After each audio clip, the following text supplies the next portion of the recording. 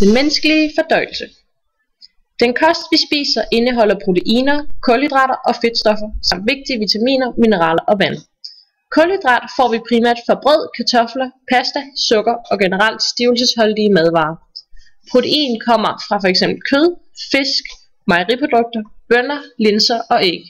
Til sidst har vi fedtstoffer, som vi blandt andet får fra smør, ost, olie, nødder, fed fisk og avocado. Gennem fordøjelsen nedbrydes de organiske stoffer til mindre bestanddele, således at de gennem tarmvæggen kan optages i blodet eller lymfen, hvorefter de transporteres til cellerne. Samspillet mellem det autonome nervesystem, de lokale nervesignaler og en række hormoner udfører nedbrydningen og transporten af føden. Fordøjelsesenzymer er hydrolaser, der spalter madens organiske stoffer til mindre molekyler under optagelse af vand.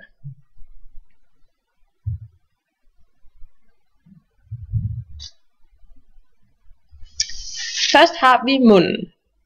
Fordøjelsen starter allerede i mundhulen, hvor tænderne bider føden til mindre stykker, hvorefter der tilsættes spytamylase ved spytkirtlerne, hvorved maden findeles. Spytamylase er en enzymholdig væske, hvor fordøjelsesenzymerne i væsken nedbryder glukosebindingerne, som holder glukosemolekylerne sammen i stivelse. Herudover indeholder amylase en bestemt sammensætning af vand og ioner, der opløser maden. Det er her som sagt, at nedbrydningen af kulhydrater begynder.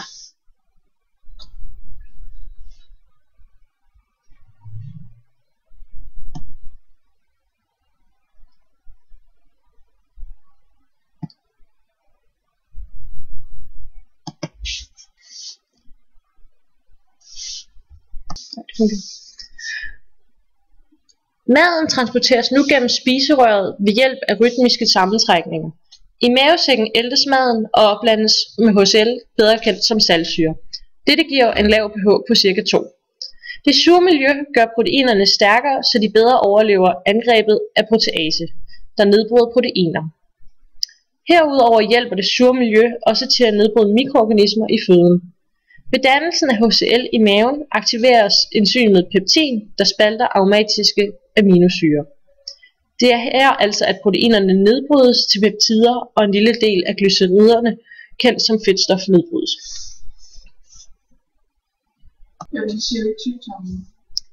Tarmen. Herefter føres føden til tolvfingertarmen, hvor der tilsættes skalle fra bugspytkirtlen, der emulgerer triglyceriderne. I bugspytkirtlen udledes bikarbonat HCO3-, som neutraliserer tarmindholdet. På billedet ses bugspytkirtlen. Bugspytkirtlen producerer også hormoner som f.eks. insulin, der regulerer blodsukkeret og andre hormoner, der styrer mæthedsfornemmelsen. Den fordøjelige del af maden absorberes i tyndtarmen, hvor cellerne i tyndtarmen producerer peptider, laktase og saccharase, der spalter henholdsvis proteiner, mælkesukker, maltose og saccharose. Det er her i tyndtarmen, at resten af stivelsen for kulhydrater nedbrydes, proteiner og peptider nedbrydes til frie aminosyrer, og triglyceriderne spaltes til monoglycerider og frie fedtsyrer. Nu forefindes kun en vandholdig blanding med ufordøjelige stoffer, såsom fibre. Mange af disse bliver nedbrudt i tyktarmen og brugt som en energikilde til tarmens funktion. Gennem tyktarmen bliver forskellige salte og ca. 90-95%